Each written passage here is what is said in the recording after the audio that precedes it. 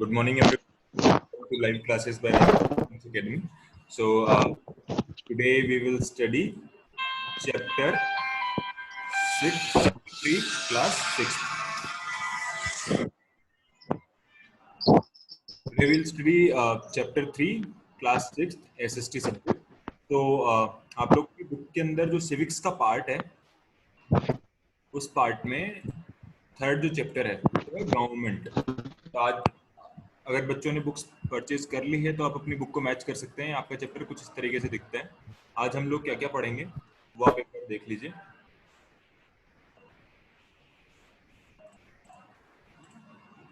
सबसे पहले हम लोग पढ़ेंगे कि गवर्नमेंट होती क्या है, फिर हम पढ़ेंगे नीड फॉर ए गवर्नमेंट, फिर हम लोग पढ़ेंगे कि कॉन्स्टिट्यूशन में हमारे क्या क्या लिखा हुआ है गवर्नमेंट के रिगार्डिंग.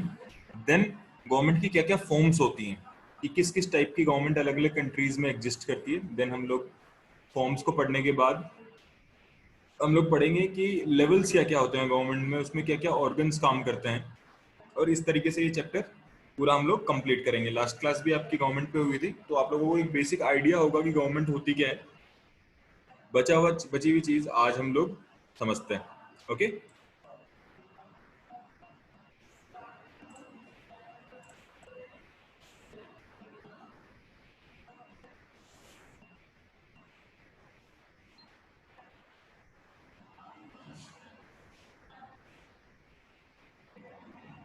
अब सभी बच्चे एक बार ध्यान देंगे स्क्रीन पर जो भी आप लोगों को दिखाया जा रहा है, और यहाँ पर पूरा ध्यान लगा के समझने की कोशिश कीजिए.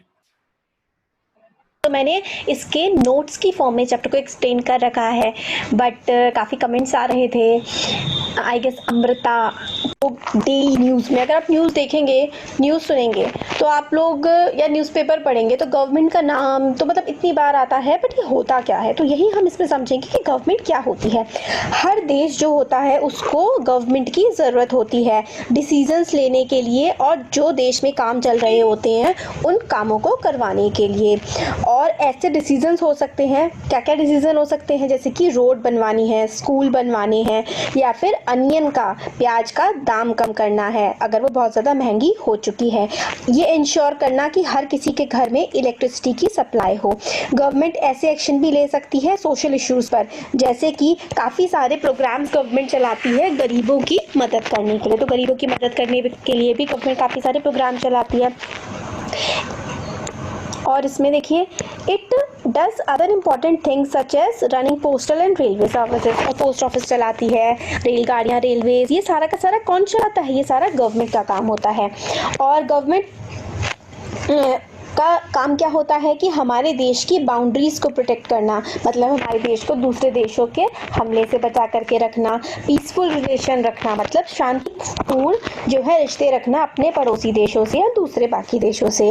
और गवर्नमेंट रिस्पॉन्सिबल ये इस काम के लिए भी होती है कि जितने भी हमारे देश के नागरिक हैं, सिटीजन हैं, हर किसी को खाना मिल सके, हर किसी को अच्छी हेल्थ मिल सके, अच्छा स्वास्थ्य मिल सके.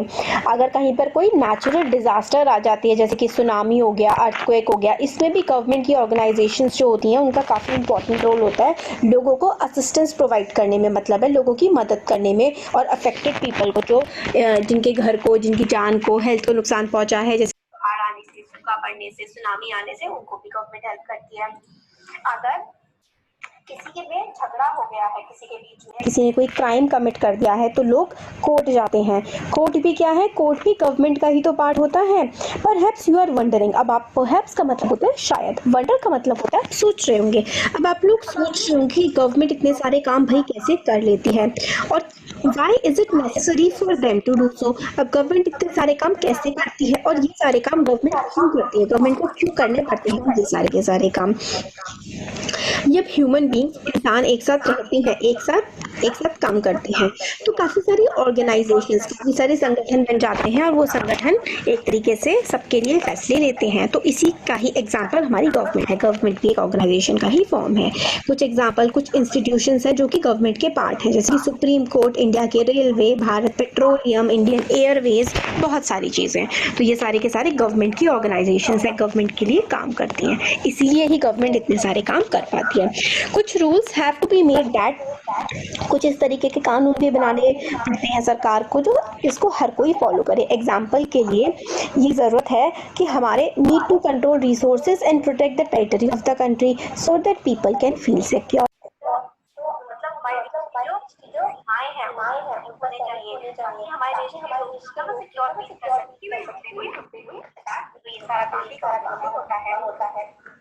और गवर्नमेंट के जो नेता हैं फायर करते हैं हमारे नेता कैसे हैं, क्योंकि हमने उनको चुन करके भेजा है। गवर्नमेंट ये सारा का काम लोगों के बिहाफ में, लोगों की तरफ से करती है। सारे डिसीजन लेती है गवर्नमेंट और उन डिसीजन को इम्प्लीमेंट करवाती है, मतलब उनको फॉलो करवाती है उन लोगों के लिए जो इस देश के अंदर रह रहे हैं। अब गवर्नमेंट के काफ़ी सारे लेवल होते हैं। सबसे टॉप लेवल पे सेंट्रल गवर्नमेंट होती है, उसके नीचे आती है स्टेट गवर्नमेंट, ठीक है, और स्टेट गवर्नमेंट के नीचे आती है लोकल गवर्नमेंट। तो सेंट्रल गवर्नमेंट में कौन, हमारे जो प्राइम मिनिस्टर होते हैं, ठीक है, यहाँ पर हमारे चीफ मिनिस्टर्स आते हैं। और जो लोकल लेवल की गवर्नमेंट होती है इसमें जैसे मेयर आ जाते हैं, ठीक है, मेयर हो गए, और पार्षद जो होते हैं, पार्षद आ जाते हैं। तो ये सब आते हैं, ये लेवल्स होते हैं गवर्नमेंट के। इसके अलावा हमारे देश में सुप्रीम कोर्ट, मतलब कोर्ट्स भी होती हैं जो डिस्प्यूट सॉल्व करती हैं, लड़ाई झगड़े सॉल्व करने का काम करती हैं। अब लेवल्स ऑफ गवर्नमेंट पे आप लोगों ने देखा कि गवर्नमेंट जो है बहुत सारे काम करती है, और इतनी सारी काम करना सिर्फ एक इंस्टीट्यूशन के लिए तो पॉसिबल नहीं है, इसलिए गवर्नमेंट के काफ़ी सारे लेवल्स होते हैं। लोकल लेवल होता है, लोकल लेवल होता है, एक स्टेट लेवल होता है, एक नेशनल लेवल। तो हमने जो सेंट्रल लेवल लिखा था ना, वही हमारा नेशनल लेवल होता है, ठीक है, उसको सेंट्रल बोल लीजिए या फिर नेशनल बोल लीजिए। तो नेशनल लेवल होता है, फिर स्टेट आता है, फिर लोकल लेवल आता है। जो विलेज होता है, हमारा गांव या फिर हमारा जो शहर होता है, वो हमारा लोकल लेवल में आता है। जैसे कि और हरियाणा, असम, ये क्या हो गए, ये सारे के सारे हमारे स्टेट्स हो गए। और हमारे ये तो मतलब मैंने आपको बताया था ना, टॉप लेवल पे जो दिल्ली में जो सरकार रहती है, एक तो केजरीवाल की सरकार है क्योंकि दिल्ली यूनियन टेरिटरी है, वहाँ पर है, और फिर हमारे प्रधानमंत्री हैं, ये सारे के सारे नेशनल लेवल पे काम करते हैं। ये हमारी अलग अलग स्टेट्स हैं, तो ये सारे के सारे स्टेट गवर्नमेंट्स होती हैं। फिर इन स्टेट्स के अंदर बहुत सारे जिले बटे होते हैं, जिलों में शहर होते हैं, उसमें लोकल शहर, गांव, उसमें लोकल गवर्नमेंट्स होती हैं। अब सोशल एंड पॉलिटिकल लाइफ, ये एडमिनिस्ट्रेटिव डिवीजन, अलग अलग जिले देखिए, आपका कोई जौन सा भी स्टेट है ना आपका, आप उसको बढ़ा करके देख सकते हैं कि जैसे कि राजस्थान में ये इतने ज़िले हैं, उत्तराखंड में इतने हैं, गुजरात में इतने हैं, तो तमिलनाडु, केरल, यहाँ पर इतने इतने हैं, ठीक है, यहाँ पर दिखाया गया है मैप में। अब लॉज एंड द गवर्नमेंट, कानून और गवर्नमेंट जो है ना वो लॉज बनाती है, गवर्नमेंट कानून बनाती है हर किसी के लिए जो इस देश में रहते हैं, और जिस देश के जो रहने वाले लोग हैं उनको उन कानूनों को फॉलो भी करना पड़ेगा। यही एक तरीका होता है जिस तरीके से गवर्नमेंट काम कर सकती है, मतलब गवर्नमेंट कानून बनाएगी, सारे लोग उस कानून को फॉलो करेंगे, और जो लोग फॉलो नहीं करेंगे उनको सजा होगी। इसी तरीके से गवर्नमेंट काम करती है। जस्ट लाइक गवर्नमेंट के पास पावर है डिसीजन लेने की, सिमिलरली उसके पास पावर है कि उन डिसीजन को लोग फॉलो करें, ना ही करेंगे तो सजा मिलेगी। इस तरीके की पावर भी गवर्नमेंट के पास होती है। एग्जाम्पल के लिए लॉ है जो कहता है कि सारे के सारे पर्सन जो कि मोटर व्हीकल ड्राइव कर रहे हैं, मतलब जो ड्राइविंग कर रहे हैं, कार चला रहे हैं, बाइक चला रहे हैं, उनके पास ड्राइविंग लाइसेंस होना चाहिए। कोई भी पर्सन अगर जिसके पास ड्राइविंग लाइसेंस ना हो तो अगर ऐसा पकड़ा जाए तो उसको जेल हो सकती है या फिर उससे काफ़ी ज़्यादा पैसे वसूले जा सकते हैं। अब इन लॉज के बिना गवर्नमेंट जो है, अगर गवर्नमेंट ऐसे कानून ही नहीं बनाएगी कि ऐसा करेंगे हम लोग, तो फिर किस तरीके से वो जो लोग गलत काम करेंगे उनको पनिश कैसे करेगी, ठीक है। तो इसलिए गवर्नमेंट कानून बनाने का काम करती है। इसके अलावा in addition to any actions, इसके अलावा जो बाकी सारे काम होते हैं, गवर्नमेंट जो एक्शंस लेती है, काफ़ी सारे स्टेप होते हैं, steps that people can take if they feel that a particular law is not being followed। अब सरकार ने कर लिया, ठीक है, सरकार ने फाइन ले लिया, जेल में कर दिया। इसके अलावा ऐसे in addition to any actions that government take, ठीक है, there are also steps that people can take if they feel that a particular law is not being followed। लोग भी इस तरीके से कुछ काम कर सकते हैं अगर कोई लॉ नहीं फॉलो किया जा रहा है, जैसे कि इसमें बताते हैं अगर किसी पर्सन को लगता है कि उनको हायर नहीं किया जा रहा है, मतलब उनको जॉब पर नहीं रखा जा रहा है, किस कारण की वजह से, कि उनके धर्म को देख करके या उनकी कास्ट को देख करके, सिर्फ इन कारणों की वजह से कि वो औरत है या वो आदमी है या उसका ये जाति है, ये धर्म है, इस वजह से अगर किसी इंसान को नौकरी पर नहीं रखा जा रहा है तो वो इंसान कोर्ट जा सकता है और कह सकता है कि मेरे अधिकारों का हनन हो रहा है, और कोर्ट कह सकती है कि भाई ये गलत हो रहा है और इस इंसान को इन कारणों की वजह से नौकरी पर रखने से ना रोका जाए, मतलब उसको नौकरी दी जाए। तो ये भी है, ठीक है। इस तरीके से हम अपने राइट्स मनवा सकते हैं सरकार से। अब टाइप्स ऑफ गवर्नमेंट वो हमने देख के लिया था, है ना। Who gives the government this power to make decisions and enforce laws? People, हम लोगों ने ही सरकार को ये पावर दी है, ये ताकत दी है कि वो कानून बना सके और उन कानूनों को एनफोर्स करा सके। एनफोर्स कराने का मतलब होता है लागू करवा सके, ठीक है। तो आंसर इस क्वेश्चन का डिपेंड करता है कि किस टाइप की गवर्नमेंट है। तो अगर पीपल ने पावर दी है तो इसका मतलब है वो डेमोक्रेसी है। इन डेमोक्रेसी, अगर डेमोक्रेसी की बात करें तो डेमोक्रेसी में जो लोग होते हैं ना, वो लोग ही तो गवर्नमेंट को पावर देते हैं। और वो कैसे करते हैं? हम लोग इलेक्शंस में पार्टिसिपेट करते हैं, वोट देते हैं, और जो पर्सन इलेक्ट हो जाता है वो एक पार्टी के काफी सारे लोग इलेक्ट हो जाते हैं तो वो गवर्नमेंट बना लेते हैं। किस तरीके से क्या, या आगे की क्लास में सब अच्छे से समझ जाएंगे आप लोग। डेमोक्रेसी में गवर्नमेंट को एक्सप्लेन करना होता है कि वो क्या काम कर रही है, and defend it decision to the people, मतलब अपने डिसीजंस के बारे में बताना होता है कि मैंने ये काम किया है, गवर्नमेंट ने ये काम किया है, गवर्नमेंट बताती है कि ये काम सही है इसलिए हमने किया है। इस तरीके की बातें चुनावी रैलियों में की जाती है। अनदर फॉर्म ऑफ गवर्नमेंट होती है मोनार्की। तो एक फॉर्म ऑफ गवर्नमेंट क्या होगी? डेमोक्रेसी। तो डेमोक्रेसी ऐसी फॉर्म ऑफ गवर्नमेंट होती है जिसमें लोग अपनी गवर्नमेंट को चुनते हैं। तो लोगों ने चुनी, तो किस तरीके की फॉर्म ऑफ गवर्नमेंट हो गई? वो फॉर्म ऑफ गवर्नमेंट होती है डेमोक्रेसी, ठीक है। और एक अलग फॉर्म ऑफ गवर्नमेंट भी होती है मोनार्की। मोनार्की यानी कि राजा और क्वीन। मोनार्क जो राजा या रानी टॉप पे होता है, अपनी मर्जी से लॉज बनाता है, अपनी मर्जी से सारे के सारे कानून बना करके चल रही होती है गवर्नमेंट। तो इस तरीके की जो गवर्नमेंट होती है वो होती है मोनार्की। मोनार्क में have a small group of people to discuss matters with, but the final decision making power remains with the monarch.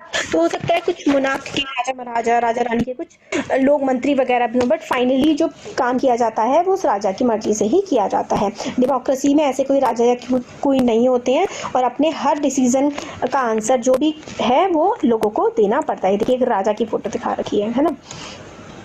अभी डिस्कस में इतना कुछ नहीं है। यहाँ पर देखिए डेमोक्रेटिक गवर्नमेंट्स, जो डेमोक्रेटिक गवर्नमेंट्स होती हैं वो कैसी होती हैं?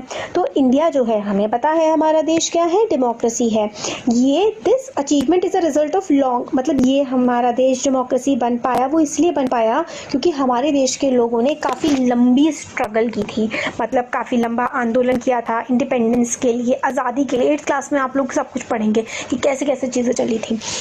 तो बहुत लंबी आज़ादी के लिए हमने लंबी जंग लड़ी है, उसके बाद ही हम लोगों को डेमोक्रेसी मिल पाई है। यू नाउ नो, आपको पता है कि मेन फीचर क्या होता है डेमोक्रेसी का, कि लोग जो हैं अपने लीडर्स को इलेक्ट करते हैं। तो सो इन अ सेंस, एक सेंस में डेमोक्रेसी क्या हो गई? Rule by the people. अगर आप लोगों से पूछा जाए कि व्हाट इज़ डेमोक्रेसी, तो छोटी सी डेफिनेशन है, रूल बाय द पीपल, लोगों के द्वारा किया गया एक तरीके से राज, लोगों का राज होता है डेमोक्रेसी में, लोकतंत्र कहते हैं इसको इंग्लिश में। तो इसका बेसिक आइडिया ये है कि लोग मतलब कानून सारे खुद तो नहीं बनाएंगे, बट खुद ही अपनी मर्जी से एक ऐसे पर्सन को चूज करेंगे जिसको वो चाहते हैं कि उनके लिए कानून बनाए। मतलब हमने अपने नेता चुन लिए, क्यों चुने? क्योंकि हमें उनके कुछ अच्छाई उनमें लगी होंगी, फिर वो हमारे लिए कानून बनाते हैं। तो यही डेमोक्रेसी होती है। Democratic government in our times are usually referred to as representative democracies. आज की जो डेमोक्रेसी है वो रिप्रेजेंटेटिव डेमोक्रेसी है। ऐसा क्यों है? क्योंकि आप खुद जाकर के डिसीजन नहीं ले रहे हैं, आपने तो एक पर्सन को वोट दे दिया है, जिस पर्सन को आपने वोट दिया है वो पर्सन आपके बिहाफ में डिसीजंस ले रहा है, तो इसलिए वो पर्सन आपको रिप्रेजेंट कर रहा है। क्योंकि वो पर्सन आपको रिप्रेजेंट कर रहा है आपके बिहाफ पे, इसलिए डेमोक्रेसी रिप्रेजेंटेटिव डेमोक्रेसी होती है।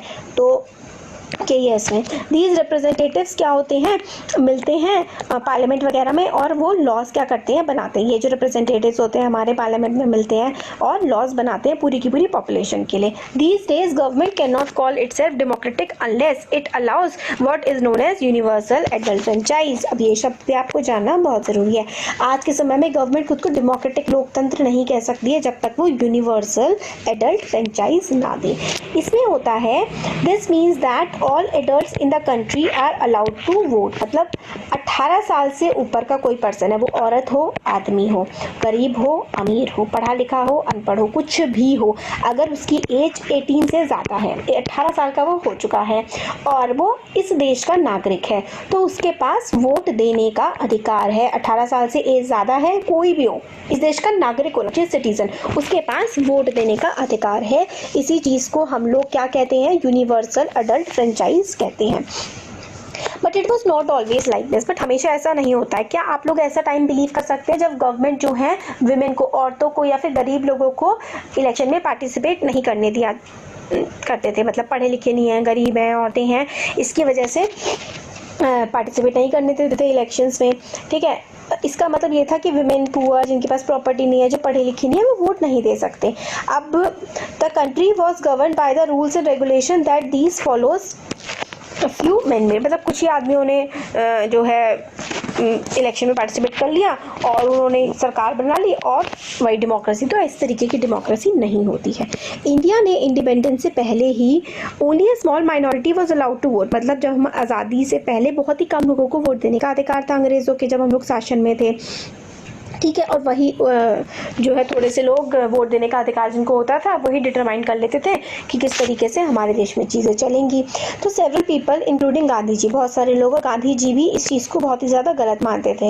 वो कहते थे किसी को वोट देने का अधिकार क्यों ना हो, क्योंकि वो गरीब है, ऐसा नहीं होना चाहिए। हमारे देश में यूनिवर्सल एडल्ट फ्रेंचाइज, हमारे क्या होना चाहिए देश में, हमारे यूनिवर्सल एडल्ट फ्रेंचाइज, ये चीज़ होनी चाहिए। तो यंग इंडिया, एक जर्नल थी यंग इंडिया, इसमें गांधी जी लिखते हैं 1931 में, I can not possibly bear the idea. मैं इस आइडिया को बियर नहीं कर सकता हूँ, या मुझे समझ में नहीं आता है कि ऐसा क्यों होता है कि एक आदमी जिसके पास पैसा है उसके पास वोट देने का अधिकार हो, बट एक आदमी जिसके पास करेक्टर है, मतलब जो एक सच्चा निष्ठावान इंसान है, बट उसके पास पैसा नहीं है, वो पढ़ा लिखा नहीं है, उसको वोट देने का अधिकार ना हो। मैन जो ईमानदार है और बिल्कुल मेहनत करके खून पसीना एक करके वो अपनी मतलब रोजी रोटी कमाता है, उसके पास वोट देने का अधिकार ना हो for the crime of being a poor. एक गरीब होने के अपराध के कारण उसके पास वोट देने का अधिकार ना हो, ये चीज बहुत ज्यादा गलत है, ऐसा ना कीजिए। ये चैप्टर देखिए अब हमारा कंप्लीट हो गया है और हमारा एक बॉक्स बचा था यहाँ पर, ये देखिए, ये बहुत इंपॉर्टेंट है। वोट्स फॉर वुमेन, वुमेन ने वोट लेने के लिए बहुत ज़्यादा आंदोलन करे हैं।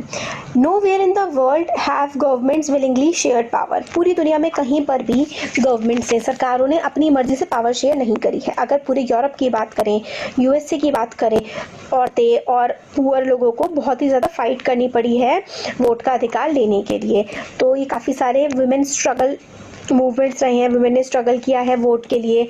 और फर्स्ट वर्ल्ड वॉर के बाद, फर्स्ट वर्ल्ड वॉर हुई थी ना 1918 में ख़त्म हुई थी, उसके बाद वोट देने के अधिकार के लिए जो लड़ाई थी वो काफ़ी ज़्यादा आगे बढ़ी। और इस मूवमेंट का नाम क्या पड़ा, जब औरतों ने वोट के अधिकार के लिए लड़ाई करी तो इस मूवमेंट को कहा गया women suffrage movement. As the term suffrage usually means right to vote. Suffrage का मतलब होता है राइट टू वोट।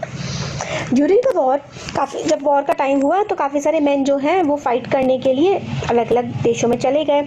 इसकी वजह से विमेन जो है उन्होंने मैन की जगह काम किया। काफ़ी सारी विमेन जो है ऑर्गेनाइज करने लगी, अलग अलग तरीके के काम वो करने लगी। When people saw this they began to wonder why they had created so many unfair stereotypes about women and what they were capable of doing. तो भाई जब आदमी सारे के सारे जंग लड़ने चले गए तो आदमी जितने भी काम किया करते थे वो सारे के सारे काम औरतों ने किए। अब जब सबने देखा कि औरतें भी वो सारे काम कर सकती हैं जो आदमी कर सकते हैं, तो फिर लोगों को लगा कि स्टीरियोटाइप होता है कि भाई एक पहले से सोच बना लेना, धारणा बना लेना कि वो तो ऐसा ही है, चाहे हम उसे जाने ना जाने कि वो इंसान अच्छा है, अच्छा ठीक है वो अच्छा है, वो बुरा है, तो ये स्टीरियोटाइप होता है। तो वुमेन के बारे में स्टीरियोटाइप था कि वो बहुत कम काम कर सकती हैं। तो बट वुमेन ने सारे काम करके दिखाए तो लोगों को लगा कि भाई फिर तो वुमेन को इक्वालिटी मिलनी चाहिए। सो women women began to seen as being equally capable of making decision लेने के भी women जो है capable हैं, अच्छे से decision ले सकती हैं, ये लोगों ने माना। Suffragettes जो थे demanded the right to vote for all women and to get their demands heard they chained themselves to railings in public places। ठीक है, public places में खुद को चेन से बांध लिया करते थे, डिमांड किया करते थे women के वोटिंग राइट के लिए।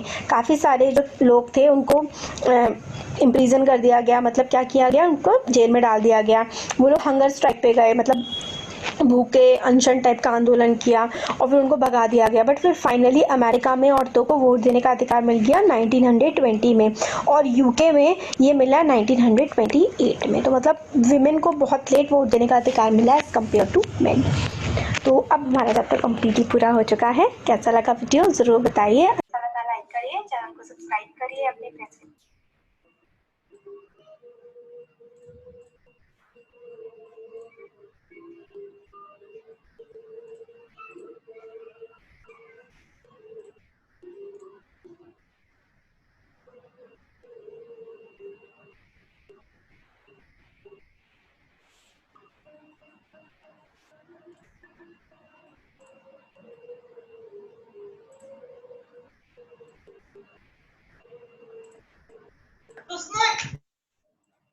आवाज आ रही है बेटा सभी को? सर वीडियो नहीं दिख रही है आपकी। ओके, बुक दिख रही है सबको? हाँ अब दिख रही है। अभी आप आज सभी लोग होमवर्क अपना अपना नोट कर लीजिए। हमारा चैप्टर 3 गवर्नमेंट कंप्लीट हो गया है। सभी को ये चैप्टर मिल गया ना अपनी अपनी बुक में?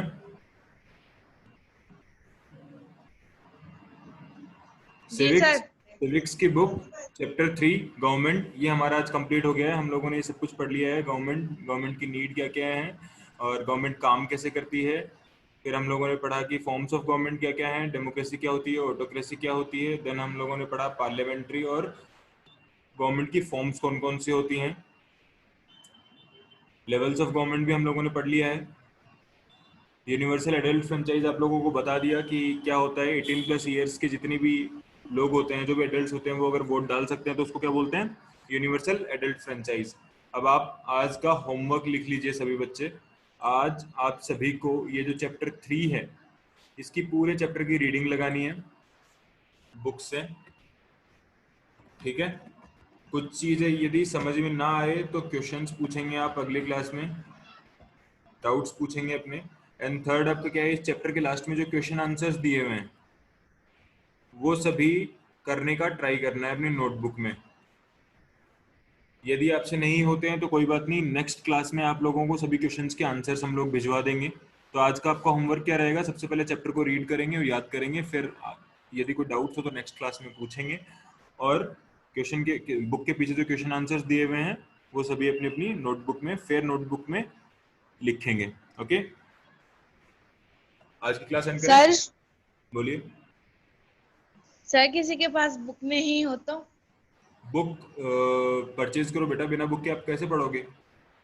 कब तक ऐसे ही सिर्फ फोन के ऊपर वीडियोस देखते रहोगे? अगर पढ़ाई करनी है, होमवर्क करना है, तो फिर आपका होमवर्क पेंडिंग होता जाएगा। बुक परचेज क्यों नहीं कर रहे अब तक?